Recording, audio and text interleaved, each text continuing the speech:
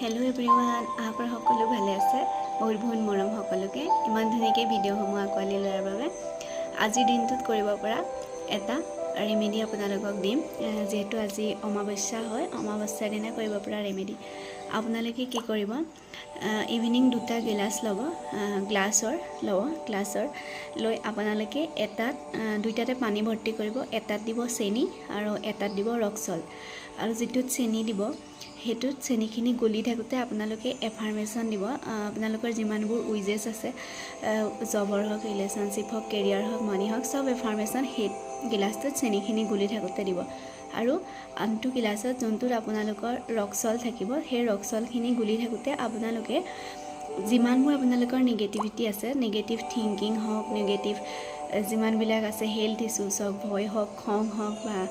যিকোনো negative issues আছে হেবিলাক আপোনালোকে ৰিলিজ হ'বলে এফাৰ্মেশন দি থাকিব তেনেকে দি থাকিব আৰু হিখত আপোনালোকে চেনি